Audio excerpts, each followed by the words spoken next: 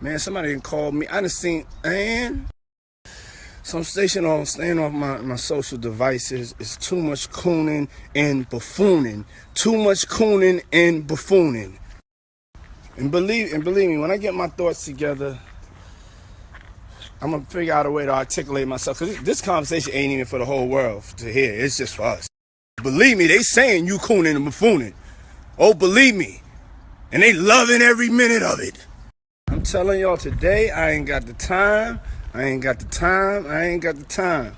If it ain't about going up, but about being positive, about getting some money, loving God, I ain't too much coonery, buffoonery going on. The culture's getting killed. I'm not even saying nothing about it because I'm just so burnt out. I will be saying something about it. I'm in amazement on what's going on in the world. But hey, who am I? I am somebody. But even I get tired of this, man. Woo! It's too much cooning and buffooning, y'all. Too much. And we all guilty of it. But damn, man. I can't believe this is what hip hop has become, man. I just can't. My mind is like blown, man. So y'all need to watch some documentaries on hip hop. People don't even know what hip hop is. Netflix has this great documentary on hip hop, the history of hip hop. I know, I think Steve Stout did one. Fab Five. Just go to YouTube, man. Go to YouTube, man. And I'm not one to cast no stone, but damn it, I know when to stop. So I just wish everybody luck and positive energy. I know this is going way over some people's heads. We're going to end it like this. Lord, please, Lord, just bless us to understand the power that we have as cultural leaders out here to send out these positive vibes and energy. Sean Diddy Combs, as a prominent figure in the music industry, has finally reacted to the persistent mockery from fellow rapper 50 Cent in their feud, which has been simmering for years, recently came to a head, prompting Diddy to address 50 Cent's jabs publicly. The article delves into the history of their rivalry, the specifics of the 50 Cent's mockery response, and the broader implications for both artists. The tension between Diddy and 50 Cent dates back to the early 2000s. Both men are towering figures in hip-hop, but their paths to success have been markedly different. Diddy, known initially as Puff Daddy, built his empire through Bad Boy Records, nurturing talents like the notorious Big and Mace. 50 Cent, on the other hand, burst onto the scene with a gritty-oriented image bolstered by hits like In Da Club and his association with Dr. 3 and M. What kind of fuck shit is this?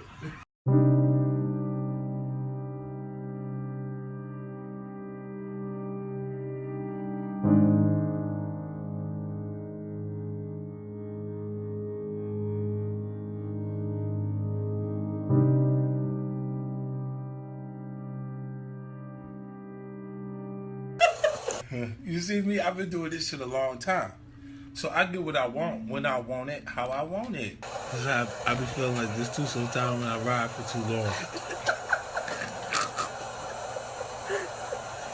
Be on tour and shit.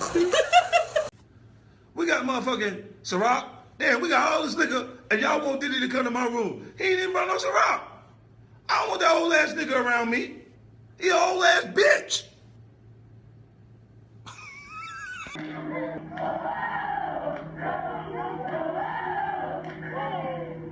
That shit is like an African chant. Ain't no more tune. What the fuck is Puffy doing? I'm gonna have a drink to forget about this shit.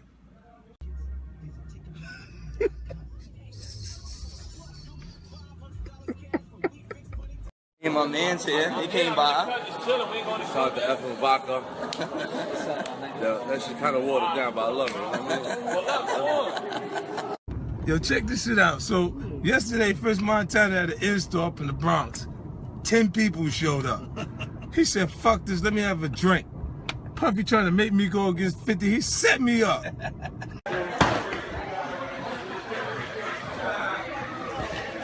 That's how I feel about your bullshit. What the fuck is this?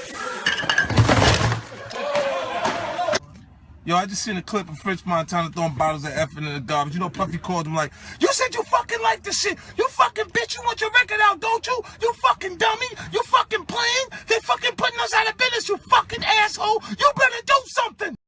Over the years, their rivalry has been marked by sporadic jobs and public spats. 50 Cent is known for his combative and often provocative social media presence and has frequently aimed at Diddy. Criticizing everything from his music to his business ventures, 50 Cent's mockery of Diddy has been relentless and multifaceted. He has accused Diddy of being out of touch with the current state of hip-hop, mocked his business acumen, and even made insinuations about Diddy's personal life. One of 50 Cent's most notorious jabs came in a series of Instagram posts where he ridiculed Diddy's music and suggested that Diddy was past his prime. In one instance, 50 Cent posted a meme implying that Diddy was desperate to stay relevant by associating with younger artists. Another post featured a video clip from one of Diddy's interviews overlaid with mocking commentary. 50 Cent's antics are not limited to social media.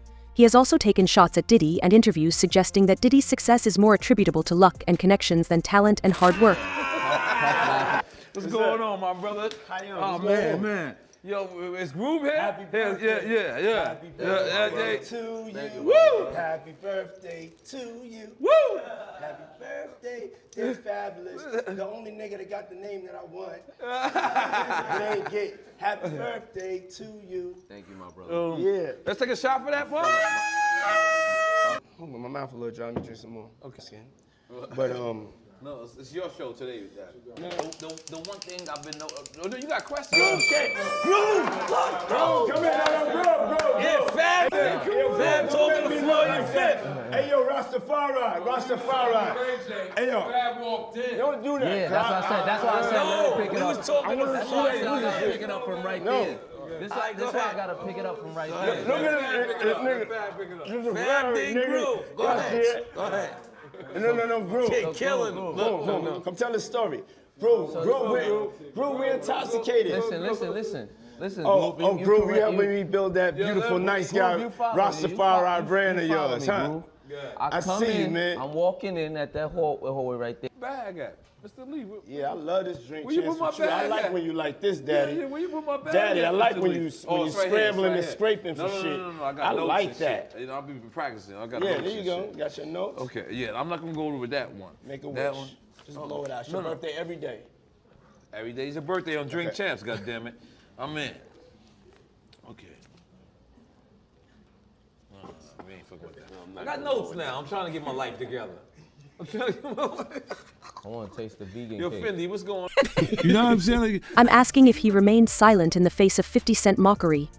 This silence led to speculation about whether Diddy ignored the jabs out of disdain or chose to take the high road. Many industry insiders believe that Diddy's silence was a strategic move designed to avoid giving 50 Cent the satisfaction of a response and to maintain his image as an elder statesman of hip-hop. However, Diddy finally broke his silence. In a recent interview, Diddy addressed 50 Cent's mockery head-on. He acknowledged the ongoing feud and clarified that he has been aware of 50 Cent's comments for years. Diddy framed his response in a broader context, emphasizing the importance of unity and support within the hip-hop community. Vibe, like just see where I look Did you back miss on me? where I became. and Did you miss me though? For real, because I'm saying it seems like a thing I with miss this partying birthday with party, Puff, man. I Man, miss but I'm partying talking about with for your him. birthday.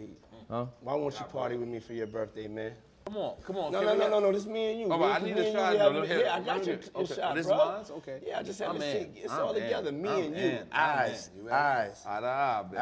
Eyes. Let's do it. Eyes. Spilling it Eyes. all over. Eyes. It's going down. That's that French vanilla? Yeah. Only on Drink Champs. Only on Drink Champs. Make some guy to me being there. Hey, yo, so Ray J came with me. Discover. I'm doing something presently at the moment. Okay. And I need to break out. Okay. And I don't want to be rude, you know. I just you're want to not stop rude. by and give love. Yeah. Niggas need to stop cooning right now. It's an emergency situation. Niggas need to stop cooning, including myself. You know what I'm saying? Nothing off me. We all need to motherfucking get focused and get this money. Did he begin by stating that he has no personal animosity towards 50 Cent? He described 50 Cent as a talented artist who has made significant contributions to hip-hop. However, Diddy also made it clear that he views 50 Cent's behavior as counterproductive and damaging to the culture. He criticized 50 Cent's penchant for public feuds and drama, suggesting that it detracts from the positive impact artists can have when they work together and uplift each other. Did he stress the importance of unity within the hip-hop community? He argued that artists should focus on collaboration and mutual support rather than engaging in public feuds. Diddy pointed out that the hip-hop community has the potential to affect significant social change, and that internal conflicts only serve to undermine this potential. Man, listen to me, bro. I was having a conversation with somebody, and they were saying the feds are so deep and involved in this that Diddy just might be called up on that Tupac shit once they go through the money trail.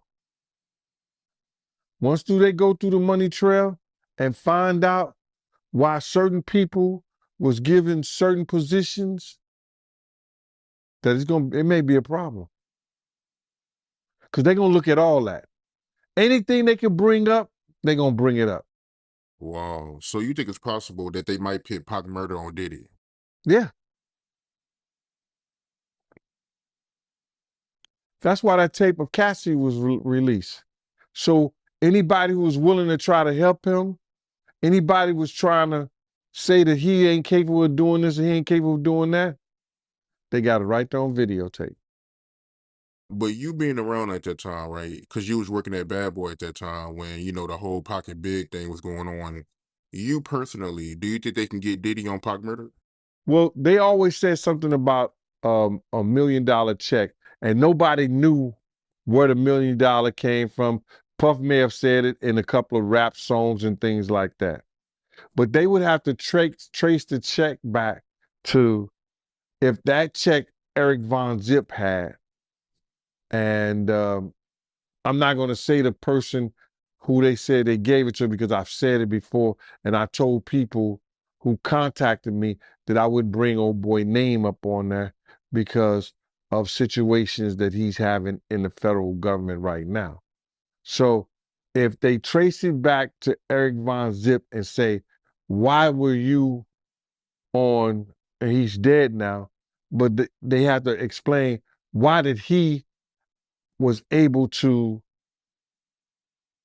get some publishing money or some kind of deal off the sale of Black Ground Records, and they put him as Tank manager or Tank something for Tank, this, that, and the third.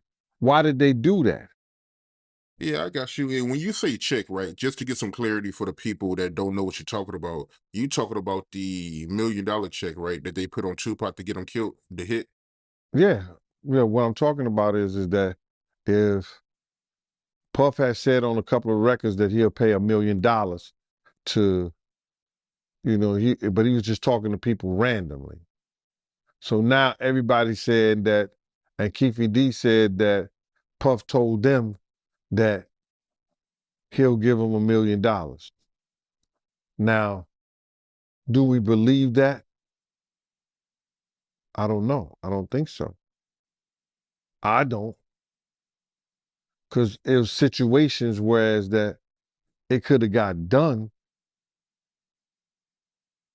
by certain people that was around them, but it didn't happen. So when Zip came up with the check for $1 million, he said it was from Black Ground Records. And he said that who he got that money from. So now, if that's true, then the feds would have to go in and do a money trace on where did that check come from. And then they're going to say, why? Why was that check given to Eric Von Zip or Eric Zip Martin or Eric Martin? Why did that check was given to him? And saying that he had something to do with Tank. And he sold the company, which wasn't all his company anyway, for $1 million.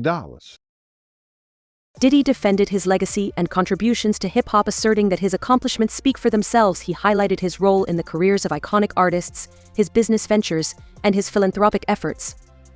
Diddy argued that while it is natural for different generations to have different perspectives, respect for those who have paved the way is essential. Everybody knew that Puff took Tupac blueprint and changed Biggs and Bad Boy in image. I Get Around. I Get Around talked about how fly you was, how many girls you mess with, how many cars you drive, how much money you got, what you willing to do. He took his image. Pac was the first one on the scene wearing Versace shirts. He went and got the same Versace shirts Pac had. Which, all right, some dudes would do that. You'll never catch me wearing something else, something that somebody else got. He was knocking down all the women that he thought Pac was knocking down. And what I mean is having sex with them.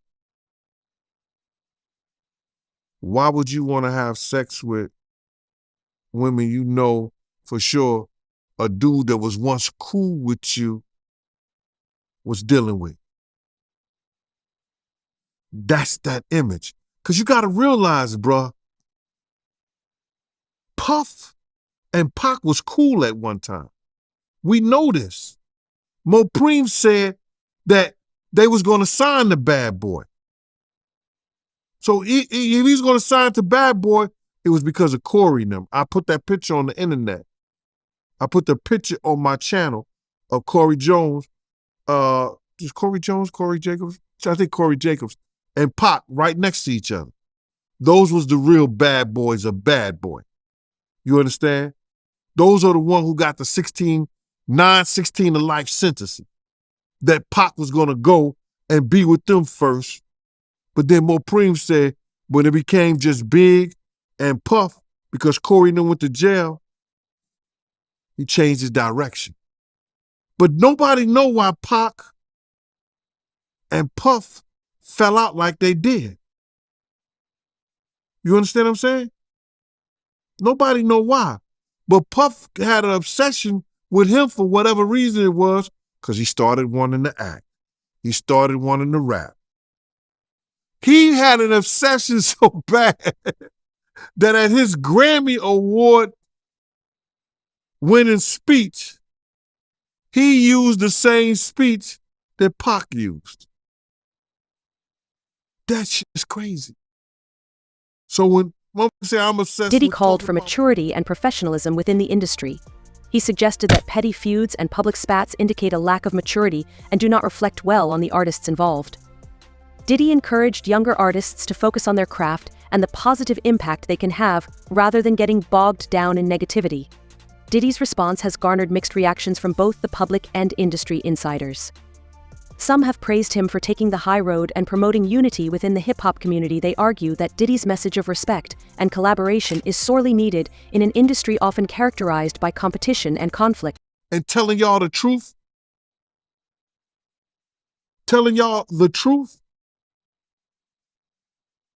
who's obsessed with who? Pac had Sarah before Puff. Allegedly, he had Sally before Puff. And Kim had an obsession or liked Pac so much, she on the red carpet with Tupac's shirt on.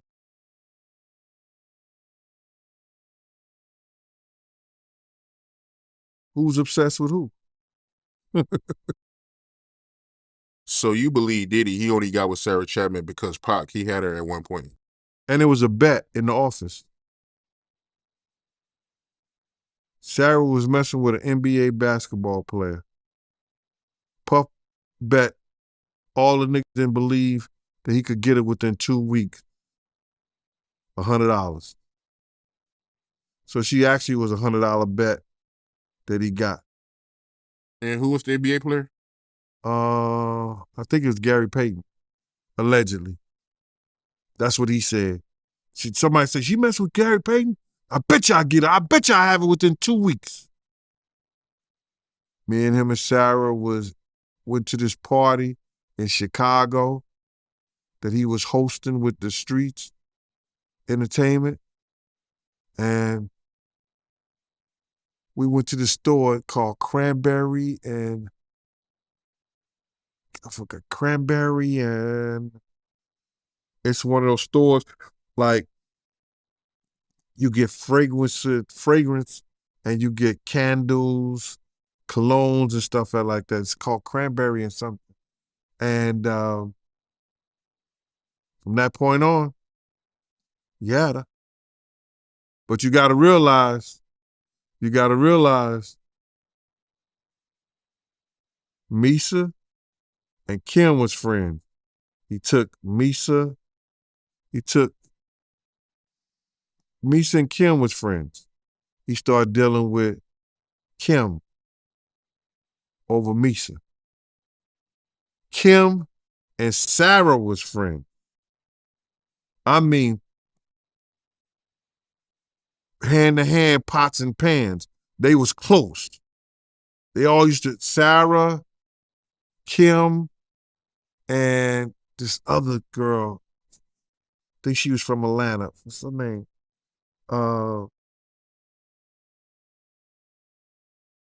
It missed me right now. But they all used to hang together. So then he went from Kim to Sarah. He liked to do the friend thing. Looked like that. Others, however, view Diddy's response as too measured and diplomatic. They argue that 50 Cent's relentless mockery warranted a more forceful rebuttal. Some fans and commentators believe that by not directly confronting 50 Cent, did he miss an opportunity to defend himself more vigorously. You back on the platform, my man. How did I know you was gonna call me, Mighty? It didn't take a rocket scientist. I was figuring when I seen that this morning, that and I don't know if you know what I'm talking about yet, but when I seen that Diddy stuff hit from CNN, I said, I know Art gonna call me. Art of Dialogue gonna give me a call. Oh, you already know I was about to hit you, man. Yes, sir.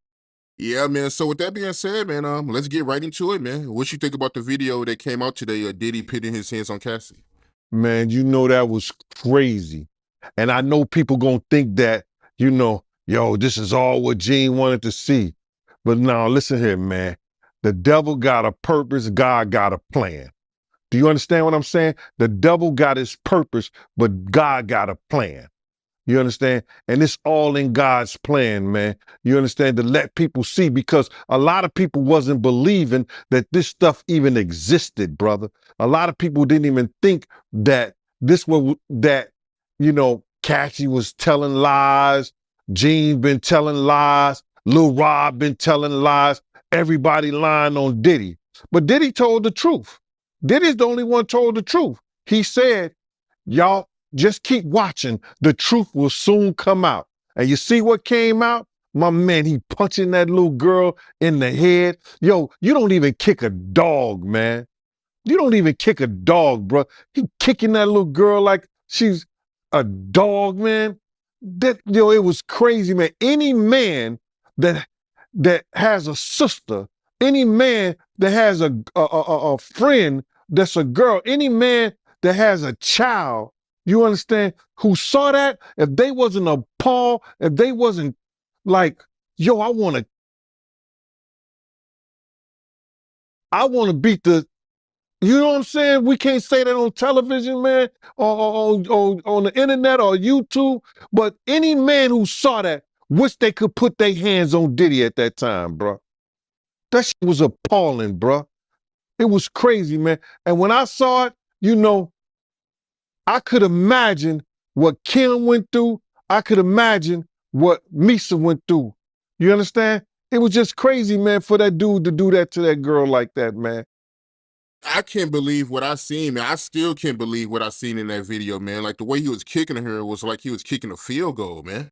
Bruh, when I saw him run down first of all, when I saw the white towel, I got flashbacks of him and Ja Rule running out the room. Of course, they had, what's her name, Sarah and the other girl in there, but I had that flashback. And then when I seen him run down the hallway, I had flashbacks when the same gang was chasing him. I was like, True to form, 50 Cent did not take long to respond to Diddy's statements in a series of social media posts. 50 Cent mocked Diddy's call for unity and respect, dismissing it as insincere.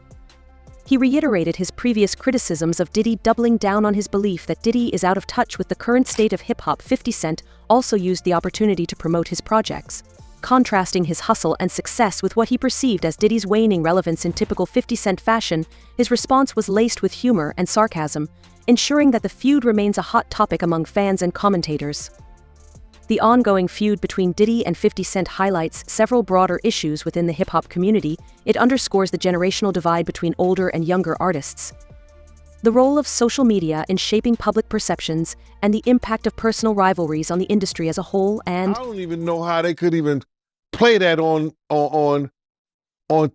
television, on YouTube like that, and without even putting up some sensitive, you know how they put the sensitive subject matter up? That was crazy, man. That's crazy. Yeah, man, I can't believe it, man. I mean, because like I said, I mean, me and you've been doing interviews for years and you've been telling me stories about Diddy, but to actually see the visual. You know, so like, bruh, I wouldn't have never allowed him to do no shit like that around me.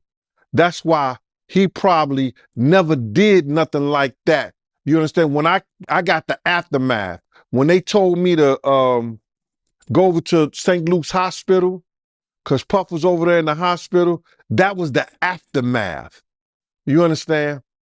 When Kim cut his wrist up with that corkscrew, his right wrist. They got pictures on the internet with his wrist banded up. Kim did that. You understand? The aftermath of them being in the Swiss hotel and he roughing her up and like he playing fight with her, and then she runs out the presidential suite and we got the big room in there at the Swiss hotel, and then I'll be like, yo, you all right? And she like, yeah, I'm all right. It ain't nothing. You know what I'm saying? You good? She like, yeah, good. And then she go back in the room with Puff, Diddy, Brother Love, whatever he call his name is. So, you know, it's always the aftermath of something like that, bro. But in front of you, only people who commit crimes around people who commit crimes. You know, Puff know who to do that stuff around. And that was crazy, man. When I looked at that thing, to be honest, I thought that the people who was watching it, because you know at those hotels, they have security personnel that watch that stuff. And if they didn't call the police, they should be in jail. I don't care what nobody say. You know, whoever watched that tape and didn't submit that to the authorities, they should be brought up on charges. Why do you think the video is barely coming out right now? Because you got a lot of people, you know, that's wondering why it took so long. First of all, they know that Puff probably paid the security personnel, like, because he knew it was on camera. When he made it to the hallway, when she made it to that phone, once that phone picked up, that's going straight to security. That's for emergency purposes only. So either the concierge or somebody that's handling emergency type situations when she picked up that phone. So now, Puff probably had somebody pay them off. 9 times out of 10, he had somebody pay them off, bruh. And then now Homeland Security is involved. I told you, everybody talking about, yo, they ain't got nothing on him. His dumbass son come out, make this whole tape, you understand, about what they ain't got or man, listen to me. Homeland Security looked at Cassie information. They interviewed her. Yo, when was the time he hit you? He hit you before? Yeah, we was at the hotel. He blacked my eye. They went through a whole lawsuit. Oh, he blacked my eye. We at the hotel. It was on this day. That stuff in the archive. They have to have that security footage in the archive somewhere. So then what the Homeland Security say, yo, listen to me. On this day, this way, because just for accidents, like just say like you fell down the steps at the hotel. They got cameras in the hallway. They got cameras in the stairway. So they can see that. So now, you didn't fall down the steps, but you say you did at a certain time. They go through that whole footage. So they have to keep that in some kind of archive. Now, she told them what date and by what time it happened. They contact the security personnel and the people who have that stuff in archive and say, yo, listen to me. We're going to subpoena that. We want that information. And they sent it to them because they don't want to lose their insurance. They don't want to lose their insurance. The things that they insure the hotel, you know, so they don't want to lose that stuff. So listen, what they do, they hand it over to them. There's going to be a lot of stuff handed over. Why do you think they got all the tax returns and everything on all 18 other companies that he was doing business with? I told y'all, the Southern District of New York, they not into losing nothing. A 98.2 percentage in conviction rates. They not losing nothing. Go ahead, man. I'm sorry about that. What was your reaction when you first seen that video, man? I was sick as a stomach, man. I was sick in the stomach, man, because, you know, when you have daughters, you just hope somebody don't send you to jail like that. Because any real man know if somebody put their hands on their kids like that, you know, kicking them like a dog. My first reaction was, man, there's probably a lot of other women that had that same problem with old boy. Remember Gina that got on that show, Tasha K show? And she said that, yo, he kicked me. He was punching me in my head and the side of my head.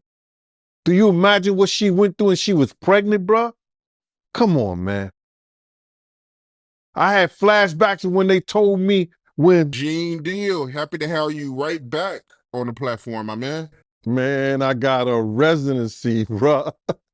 I'm officially the #1 residency position on Art of Dialogue, man. This is my new employment. Hey, the people love you, man. I gotta keep bringing you back, man. Yeah, I don't know about that, man, but I appreciate you. You know what I mean? I really appreciate you on today, man. You know what today is, right? Yeah, Biggie birthday. It'd have been the notorious Biggie Smalls' 52nd birthday, bruh. Oh, man. It would have been his 52nd birthday. Could you imagine, man? The people he would have put on in Brooklyn, the people that he would have made great. Oh, go ahead, I'm with you, bro. Yeah, man. Happy B-Day to Big, man. Happy B-Day to Big. Yes, sir. Yes, sir. So with that being said, man, let's get right into it, my man. What you think about the apology video by Diddy? What apology video? He didn't apologize, bruh. He did not apologize. You know, if he was going to apologize, he should apologize to Miss Wallace. That should have been the first person that he should apologize. No. He should apologize to Misa. He should apologize to Kim. He should apologize to Miss Wallace. He should apologize to Wolf's mother, Miss Jones. That was not an apology, bruh. That was somebody saying, I'm upset, or I'm mad, or it's bad, or it's effed up that I got caught. That's what that was about, bruh. That was, that was, if that was an apology, that was the most, what they call it, ingenuous. I guess that's the word. I'm messing it up, but whatever. That was phony and baloney on a pickle sandwich. I could say that a whole lot better because it was not an apology, man. You know what I'm saying? For what he did and how he did it. I didn't see an apology. You know, he may have used the word, I apologize. For what? He never admitted that he say the video. So if you didn't see the video, you don't know what he's apologizing to. And I know it was shown to a lot of people. A lot of people cared not